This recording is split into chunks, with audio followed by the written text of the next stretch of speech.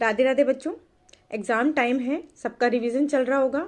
आज मैं आपको एक तरीका बताना चाहती हूँ कि बायो में आपको जब रिवीजन करना है तो वो आप किस तरह से करें। ठीक है, तो आप क्या करेंगे कि बायोलॉजी में क्या होता है, मोस्टली हम लोग डायग्रामेटिक रिवीजन करते हैं।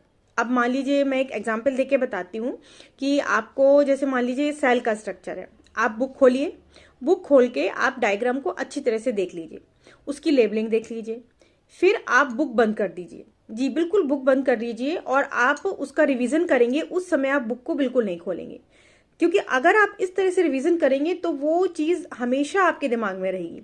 आपने बुक बंद कर दिया, अभी आपको क्या करना है कि वो आपका जो मैप है, डायग्राम है आपका, उसको आपको अपने दोहराना है। ठीक है, अब आप कैसे करेंगे, आप चाहे तो उसको आंख बंद करके या खोल के, जैसे भी आपको हो आप कर सकते हैं।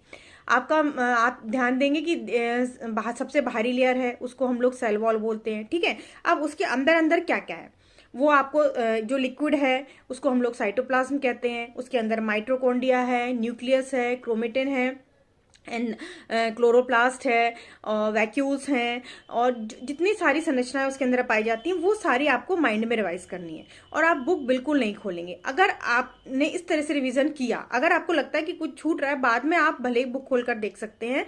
और अगर आप इस तरह से रिवीजन करेंगे तो ना ही आपको थकावट होगी और आप बहुत अच्छे से उसका रिवीजन कर लेंगे, और एग्जाम टाइम पर आप बहुत, मतलब आप उसमें बहुत अच्छे से एग्जाम में लिख सकते हैं। ठीक है, तो आप ऐसे रिवीजन करके देखिएगा, तो ये चीज़ आपको रिवीजन करने में हेल्पफुल होगी। और एक चीज़ मैं आपको बताना चाहती हूँ, जैसे कि मान लीजिए कि एग्ज़ाम आपका फरवरी में है। ठीक है, तो अभी आपके पास ये मान के चलिए कि केवल 2 महीने हैं। उसके अनुसार आप अपनी डेट शीट खुद तैयार कीजिए। यानी कि जब आपके एग्जाम स्टार्ट है उसके 15 दिन पहले आप मान के चलिए आपको अपना टेस्ट पेपर देना है, या 15 दिन पहले आप सारा सिलेबस कर लीजिए।